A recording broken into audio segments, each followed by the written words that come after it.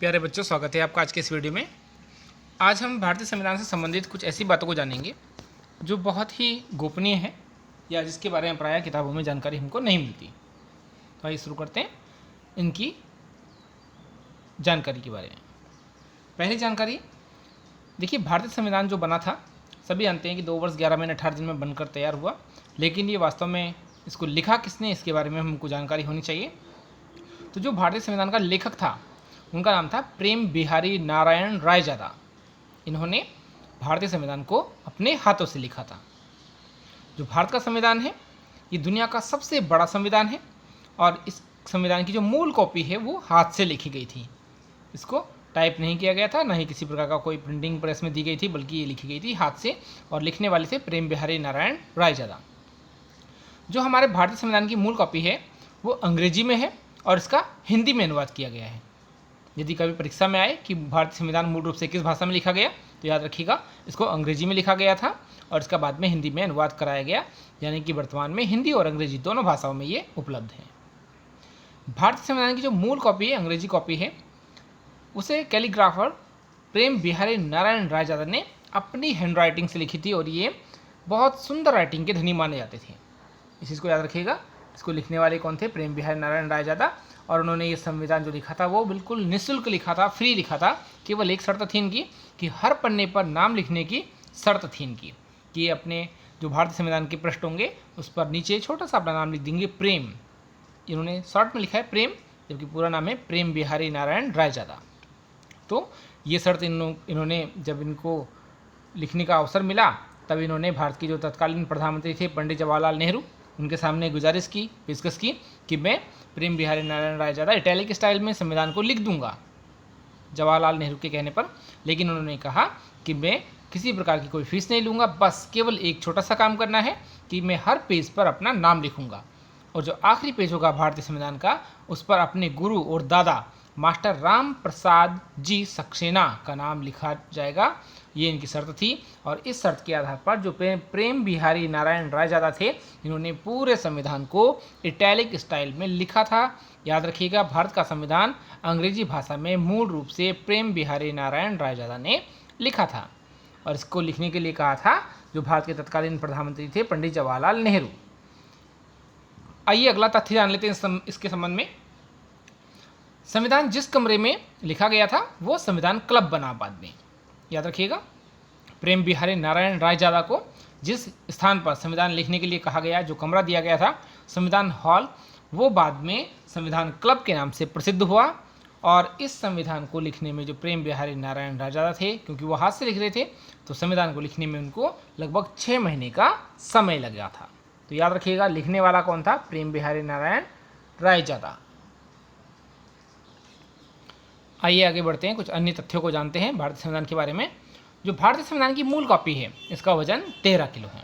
याद रखिएगा, संविधान की जो पांडुलिपि है वो 45 × 7 सेंटीमीटर × 58.4 सेंटीमीटर के जो पार्चमेंट कागज़ है उस पर लिखी गई है। तो एग्जाम में पूछा जाता है कि संविधान जो है वो किस कागज़ पर लिखा गया है, तो कागज़ का नाम याद रखिएगा, पार्चमेंट कागज़ पर लिखी गई है और 45.7 सेंटीमीटर ये चौड़ी है और 58.4 सेंटीमीटर ये लंबी है।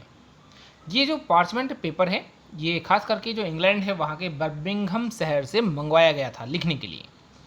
इस पांडुलिपि में, पांडुलिपि इसलिए कह रहे हैं हम क्योंकि हाथ से लिखी गई है और हाथ से लिखी हुई कृति को पांडुलिपि कहते हैं। पांडु का अर्थ होता है हाथ, लिपि मतलब लिखना, हाथ से लिखी हुई जो पुस्तक है। तो भारत का जो संविधान है वो पांडुलिपि के रूप में 33 पन्नों में लिखा गया है। 233 पन्ने इसमें है, जिसका वजन लगभग 13 किलोग्राम है। तो भारतीय संविधान में हस्तलिखित लिखित जो पांडुलिपि है उसमें 233 पन्ने हैं।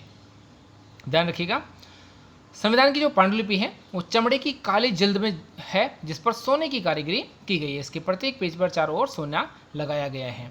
यहाँ एक छोटी सी चीज़ और जान लीजिए पार्चमेंट पेपर के बारे में। पार्चमेंट पेपर क्या था, कैसे होता है, क्या कहाँ से आया? तो जी पार्चमेंट पेपर है इंग्लैंड के बर्मिंघम शहर से मंगाया गया था। यह सेलुलोज आधारित पार्चमेंट कागज़ को खास ट्रीटमेंट से नॉन स्टिक बनाया जाता है।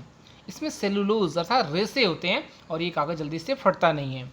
यदि आप किसी सर्विस में होंगे तो आपने देखा होगा जो सर्विस बुक होती हैं या जो एनपीएस बुक होती है या आपने कुछ मोटे पेपर वाली बुक देखी होंगी जो सरकारी विभागीय कार्यों के लिए प्रयुक्त की जाती हैं, प्रयोग में लाई जाती हैं, उसमें इस सेलुलोज आधारित पेज का प्रयोग किया जाता है क्योंकि उसमें रेसे होते हैं और वो जल्दी से फटता नहीं है। अगला तथ्य जान लेते हैं आज इस संविधान के बारे में। जो भारत का संविधान है उसकी हिंदी में जो कॉपी थी उसको लिखने वाले थे बसंत कृष्ण वैद्य। तो आप सभी समझ गए होंगे, इंग्लिश में लिखा प्रेम बिहारी नारायण रायजादा ने और हिंदी में इसको लिखा बसंत कृष्ण वैद्य। इन्होंने उसकी कॉपी की थी, इंग्लिश को हिंदी में ट्रांसलेट करके 264 पन्नों में भारतीय संविधान को बनाया। तो इंग्लिश की जो कॉपी थी वर्जन था उसका वजन 13 किलो था और हिंदी वर्जन का वजन जो था वो 14 किलोग्राम है। इसका जो कागज़ है वो हैंडमेड पेपर है जो रिसर्च सेंटर पुणे भारत में ही बना हुआ है। इसको इंग्लैंड से नहीं मंगाया गया है। जो पहला पेपर है वो इंग्लैंड से मंगाया गया था, पार्चमेंट आपको याद होगा। जो हिंदी कॉपी कैलीग्राफर है बसंत कृष्ण वैद्य, इन्होंने जो हिंदी में कॉपी की ये भी हाथ से ही की थी। आगे बात करते हैं कि भारत का जो संविधान है ये मूल रूप में इसको बचाने का प्रयास कब से प्रारंभ हुआ, क्या स्थिति थी या किस आधार पर इसको रखा गया है। तो सबसे पहले 1985 में भारतीय संविधान की जो मूल कॉपी है इसको बचाने की कवायद प्रारंभ हुई। अर्थात ये लगा कि भारतीय संविधान की जो मूल प्रति है इनको अगर संरक्षित नहीं किया जाएगा तो बहुत जल्द ये खराब हो जाएगी। तो भारतीय संविधान की जो मूल कॉपी है अंग्रेजी और हिंदी वाली कॉपियाँ, उनको लंबे समय तक संरक्षित करने के लिए जो हमारी संसदीय लाइब्रेरी है उसमें 1985 के बाद लखनऊ में national research laboratory for conservation of cultural property इन्होंने संपर्क साधा और वहाँ पर इनकी बात नहीं बनी। तो जो राष्ट्रीय स्मारकों को संरक्षित करने वाली संस्था है, जो सांस्कृतिक या जो ऐतिहासिक चीज़ों को धरोहरों को संजोती है भारत में संस्था, उसने भारतीय संसद में या जो लाइब्रेरी है उसमें भारतीय संविधान की मूल अंग्रेजी और हिंदी कॉपी को संरक्षित करने से मना कर दिया। उसका एक कारण था, ये बहुत नाजुक और बेशकीमती चीज़ें थी और इनको संरक्षित करना इतना आसान नहीं था।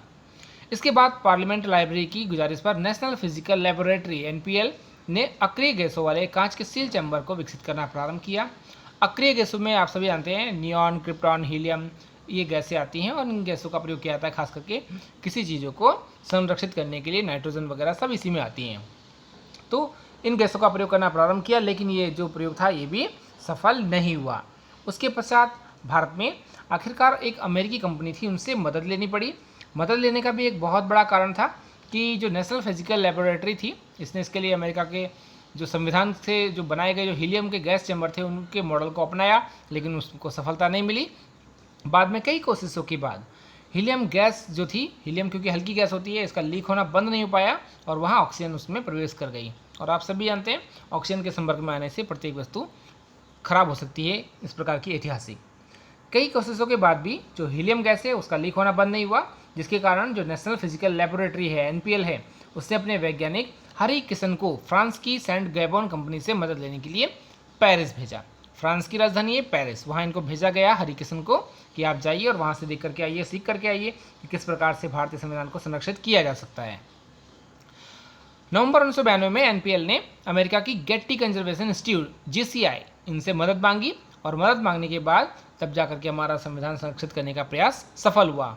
जो ये गेट्टी कंजर्वेशन इंस्टीट्यूट है ये मुख्य रूप से जो मिस्र के जो पिरामिड आपने देखे होंगे वहाँ जो मम्मी मिली हैं उन मम्मी को नाइट्रोजन बॉक्स में संरक्षित कर चुकी थी। तो इसकी सफलता को देखते हुए इनसे GCI से मदद मांगी गई और उन्होंने भारतीय संविधान को संरक्षित करने में बहुत महत्वपूर्ण भूमिका निभाई।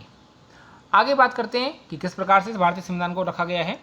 नाइट्रोजन के 2 गैस चैम्बर बनाए गए और उसमें भारतीय संविधान की हिंदी और अंग्रेजी दोनों प्रतियों को रखा गया है। आप सामने ये देख रहे होंगे, एक गैस चैम्बर टाइप का है और इसमें 2 प्रतियां रखी हैं, हिंदी और अंग्रेजी। नीचे एक मशीन रखी है जिसके माध्यम से जो नाइट्रोजन गैस है उसका प्रवाह इसमें निरंतर किया जाता है। जो GCI कंपनी थी अमेरिका की उसने 180 सेंटीमीटर गुणा 180 सेंटीमीटर और 305 सेंटीमीटर हाइट वाले 3 सील बंद बॉक्स बनाए। इनमें 2 को मार्च 1994 को कैलिफोर्निया से नई दिल्ली भेज दिया गया। वहाँ से ध्यान रखिएगा 180 सेंटीमीटर गुणा 180 सेंटीमीटर इनकी चौड़ाई और 305 सेंटीमीटर इनकी ऊंचाई के 3 बॉक्स बनाए गए थे। उसके बाद बॉक्स में 40 से 50% नमी के साथ नाइट्रोजन रहती है इसमें और इसमें ऑक्सीजन की मात्रा 1% से ज़्यादा नहीं होती। सीलिंग की ज़बरदस्त तकनीक के बाद भी दोनों बॉक्स में हर 7 महीने में लगभग 5 क्यूबिक सेंटीमीटर ऑक्सीजन दाखिल हो ही जाती है। आप इसको कितना ही सील कीजिए, लेकिन बार बार इसमें एक समस्या आती है कि ऑक्सीजन कहीं ना कहीं से अंदर पहुंच जाती है। इससे निपटने के लिए दोनों बॉक्स में ऐसे केमिकल रखे गए हैं जो ऑक्सीजन को समाप्त कर देते हैं। तो देखिए कितनी सुरक्षा की दृष्टि से भारतीय संविधान को सुरक्षित रखा गया है। नाइट्रोजन के गैस चैम्बर में एग्जाम में पूछा जाता है कि भारत का संविधान जो है वो किस गैस में रखा गया है, तो आपको याद रखना है कि नाइट्रोजन के गैस चैम्बर में इसको रखा गया है। आगे बढ़ते हैं, भारतीय संविधान के राष्ट्रपति के बारे में भी जान लेते हैं कुछ प्रावधान। जो भारत का राष्ट्रपति है इनका भी 1971 से पहले तक का अपना एक अलग झंडा हुआ करता था। उस झंडे में 4 प्रतीक चिन्ह हुआ करते थे। देख लीजिए, आपको सामने दिखाई दे रहे होंगे। एक तरफ आपका अशोक स्तंभ आपको दिखाई दे रहा होगा, एक तरफ तराजू, एक तरफ कलश और एक तरफ हाथी। तो 26 जनवरी 1950 से 1971 तक भारत के राष्ट्रपति का झंडा भारत का जो गणतंत्रीय झंडा है उससे अलग था, तिरंगे से अलग हुआ करता था। जो ये झंडा था इस पर सारनाथ का सिंह स्तंभ और कमल कलश, अजंता एलोरा की जो गुफाएं आप देखते हैं उसमें अजंता गुफाओं का एक हाथी लिया गया है, और किले जो लाल किला है वहाँ से तराजू की तस्वीर को लिया गया था, और ये राष्ट्रपति का झंडा कहलाता था। जो सिंह स्तंभ है इसको क्यों लिया गया, इसका एक कारण था, क्योंकि सिंह स्तंभ एकता का प्रतीक होता है, जो कमल कलश है वो समृद्धि का प्रतीक होता है, और हाथी धैर्य और शक्ति का प्रतीक होता है। इसके अलावा जो तराजू है वो अर्थव्यवस्था को संतुलित रखने के लिए और न्याय का प्रतीक भी होती है। 1971 में राष्ट्रपति ने भी तिरंगे झंडे को अपना लिया और इसको पूरे राष्ट्र ने अपना लिया। तो 1971 के पश्चात भारत में जो राष्ट्रीय झंडा था वो संपूर्ण राष्ट्र का झंडा हो गया। राष्ट्रपति जी का जो अलग झंडा था उसको समाप्त कर दिया गया। 26 जनवरी 1950 को राष्ट्रपति भवन के दरबार हॉल में गवर्नर जनरल का जो झंडा था उसको उतारकर भी राष्ट्रपति का झंडा फहराया गया था। इसको भी आप याद रखिएगा। 26 जनवरी 1950 तक वहाँ पर एक गवर्नर जनरल का झंडा हुआ करता था, और आप सभी जानते हैं भारत के प्रथम भारतीय गवर्नर जनरल थे चक्रवर्ती सी राजगोपालाचारी, और उनसे पहले जो अंतिम ब्रिटिश गवर्नर जनरल थे वो थे लॉर्ड माउंटबेटन। इनका झंडा अलग होता था और इसको उतारा गया 26 जनवरी 1950 को। ये संविधान से जुड़ी कुछ महत्वपूर्ण बातें हैं, और इसमें एक और महत्वपूर्ण बात जान लीजिए हस्ताक्षर से संबंधित। आप सभी जानते हैं कि 26 नवंबर 1949 को भारतीय संविधान जो है वो बनकर के तैयार हुआ 2 वर्ष 11 महीने 18 दिन में, और 284 सदस्यों ने इस पर हस्ताक्षर किए थे। लेकिन आप सभी जानते हैं कि अत्यधिक उतावलेपन के कारण जो भारत के प्रधानमंत्री थे पंडित जवाहरलाल नेहरू, उन्होंने संविधान में जो अध्यक्ष की जगह होती है उसके स्थान पर सबसे पहले अपने हस्ताक्षर कर दिए, और उसके पश्चात राजेंद्र प्रसाद जी जो भारत के राष्ट्रपति थे वो आए, तो उनको हस्ताक्षर करने के लिए स्थान नहीं मिला, तो उन्होंने ये साफ साफ आप लोग देख रहे होंगे तिरछे करके अपने हस्ताक्षर किए हैं। राजेंद्र प्रसाद लिखा है हिंदी में साफ साफ, और सबसे ऊपर राजेंद्र प्रसाद जी के हस्ताक्षर होने चाहिए थे। उसके बाद वरीयता क्रम से दूसरे व्यक्ति के हस्ताक्षर होते हैं। इसको भी विस्तार से जान लीजिए। संविधान में सबसे पहले हस्ताक्षर होने थे, 284 सदस्यों ने इस पर हस्ताक्षर किए, डॉक्टर राजेंद्र प्रसाद के, लेकिन सबसे पहले उतावलेपन में या जल्दीबाजी में हस्ताक्षर कर दिए जवाहरलाल नेहरू ने। तो उनके हस्ताक्षर करने के पश्चात डॉक्टर राजेंद्र प्रसाद कुछ देर बाद वहाँ पहुँचे, क्योंकि राजेंद्र प्रसाद जो थे वो बतौर अध्यक्ष थे, संविधान सभा के अध्यक्ष थे, आप सभी जानते हैं, उन्हें हस्ताक्षर करने के लिए इसमें जगह नहीं मिली। तो वहाँ मौजूदा जो स्टाफ था उस समय उन्होंने कहा कि अब तो नेहरू जी ने हस्ताक्षर कर दिए हैं, तो एक काम कीजिए आप उसके ऊपर जो थोड़ी जगह बची है वहाँ पर हस्ताक्षर कर दें। ये जगह जो दिखाई दे रही होगी आपको इस समय, ये तिरछे से हस्ताक्षर दिखाई दे रहे हैं डॉक्टर राजेंद्र प्रसाद के, यहाँ पर उन्होंने हस्ताक्षर किए, और ये हस्ताक्षर तिरछे रखे गए हैं। लेकिन अध्यक्ष का पद ऊँचा होता है, इसलिए अध्यक्ष को सबसे पहले हस्ताक्षर करने होते हैं। जिस प्रकार से विभिन्न कार्यालय होता है तो उसमें जो वरिष्ठ कार्मिक होते हैं उनके नाम हमेशा ऊपर होते हैं, और उससे जो कनिष्ठ कार्मिक होते हैं, निम्न पदों पर आसीन कार्मिक होते हैं, उनके जो पद होंगे या क्रम होगा वो निम्नतर होता है, इसलिए उनके हस्ताक्षर भी थोड़ा नीचे होते हैं।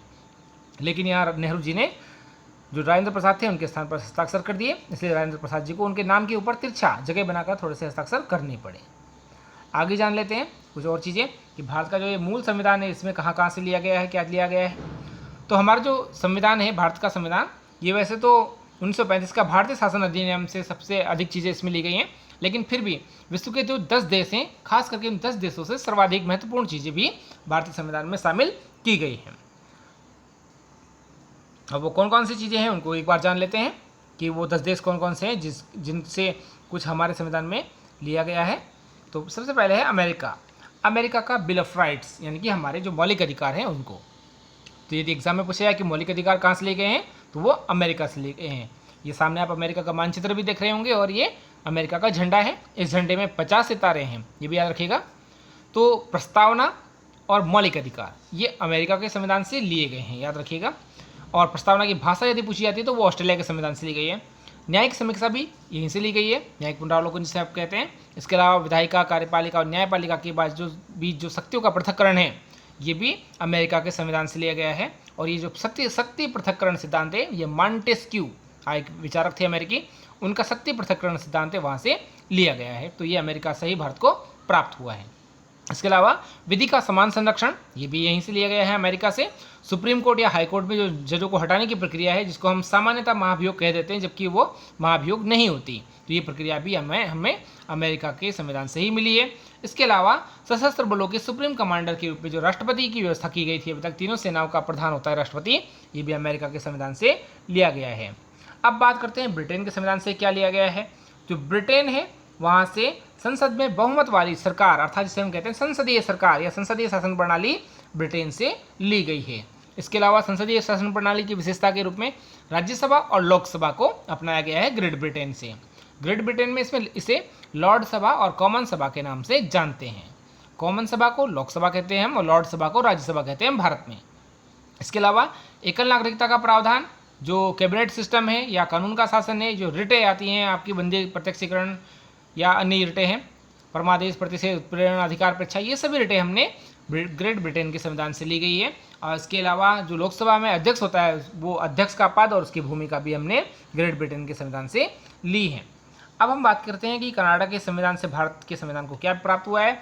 कनाडा के से हमने ली है संघीय व्यवस्था, ऐसा अर्धसंघीय ढांचा जिसमें केंद्र राज्य सरकार शक्तिशाली होती है और केंद्र का नियंत्रण होता है राज्यों पर, ये हमने लिया है कनाडा के संविधान से। इसके अलावा केंद्र और राज्यों के बीच शक्ति का विभाजन भी हमने कनाडा के संविधान से लिया है। इस बंटवारे के बाद जो बची हुई शक्तियाँ होती है, जिसको हम अवशिष्ट शक्तियाँ कहते हैं, वो केंद्र के पास होगी, ये भी हमने कनाडा के संविधान से लिया गया है। इसके अलावा राज्यपालों की जो नियुक्ति हम करते हैं, गवर्नर्स की जो नियुक्ति करते हैं, वो कनाडा में और भारत में समान रूप से होती है, ये प्रावधान भी हमने कनाडा के संविधान से लिया गया है। यानी कि कनाडा में गवर्नर कहते हैं और हमारे भारत में इसको राज्यपाल कहते हैं। कनाडा और भारत में एक जैसी व्यवस्थाएं पाई जाती हैं। अब बात करते हैं यूरोप के एक और देश आयरलैंड के बारे में। तो आयरलैंड से हमने लिए हैं नीति निर्देशक तत्व, यानी कि सरकार को लोगों के भले की दिशा में क्या क्या काम करना है, लोक कल्याणकारी राज्य की स्थापना किस प्रकार से करनी है, ये हमने नीति निर्देशक तत्वों के रूप में आयरलैंड से प्राप्त किया है। इसके अलावा राज्यसभा सदस्यों का नामांकन किस प्रकार से होगा, राष्ट्रपति को चुनने का तरीका क्या होगा, ये सभी हमने आयरलैंड से संविधान से प्राप्त किया है। आगे बढ़ते हैं, फ्रांस के संविधान से हमें क्या प्राप्त हुआ है। जो फ्रांस की क्रांति हुई थी 1790 में, आप सभी जानते हैं, वहाँ के क्रांतिकारियों का एक नारा था, लाइफ, लिबर्टी, प्रॉपर्टी, आज़ादी, बराबरी और भाईचारा, जिसको हम कहते हैं। तो गणतंत्र प्रस्तावना में स्वतंत्रता, समानता और भाईचारे का जो विचार है, ये हमने लिया है फ्रांस की क्रांति से या फ्रांसीसी संविधान से। इसके अलावा ऑस्ट्रेलिया का जो संविधान है, वहाँ से राज्यों के बीच कारोबार किया जाता है, जो हम व्यापार करते हैं, और समवर्ती सूची, यानी कि ऐसे विषय जिन पर केंद्र और राज्य दोनों कानून बना सकते हैं, ये हमने ऑस्ट्रेलिया के संविधान से लिया है। और एक चीज़ और याद रखिएगा कि प्रस्तावना की भाषा भी हमने ऑस्ट्रेलिया के संविधान से ली है, जबकि भारतीय संविधान की प्रस्तावना अमेरिका के संविधान से ली गई है। यहाँ दो अलग अलग चीज़ें हैं, प्रस्तावना अमेरिका के संविधान से ली गई है और उसकी भाषा ऑस्ट्रेलिया के संविधान से ली गई है।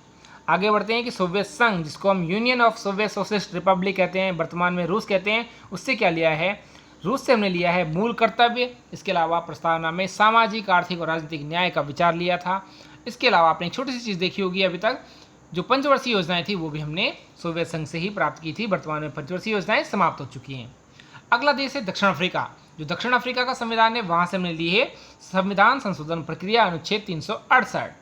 इसके अलावा राज्यसभा जो सांसद होते हैं, उनके चुनाव की प्रक्रिया भी दक्षिण अफ्रीका के संविधान से ही प्राप्त की है हमने। यूरोप का एक देश है जर्मनी।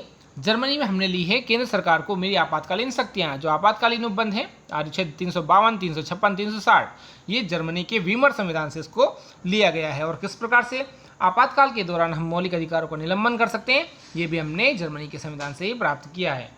इसके अलावा जो जापान का संविधान है, पूर्व में आप देखते हैं सूर्योदय का देश भी कहते हैं जापान को, भूकंपों का देश भी कहते हैं, वहाँ से हमने विधि द्वारा स्थापित प्रक्रिया को प्राप्त किया है। अर्थात संसद सर्वोच्च है, यानी कि न्यायपालिका किसी कानून को के उचित होने या ना होने की जांच कर सकती है। ये जो व्यवस्था है, विधि की जो उचित प्रक्रिया है, स्थापित प्रक्रिया है, उसको हमने लिया है जापान के संविधान से। इसके अलावा न्यायपालिका केवल किसी कानून के संवैधानिक होने या न होने को परख सकती है, उसकी जांच कर सकती है। ये व्यवस्था हमने ली है जापान के संविधान से।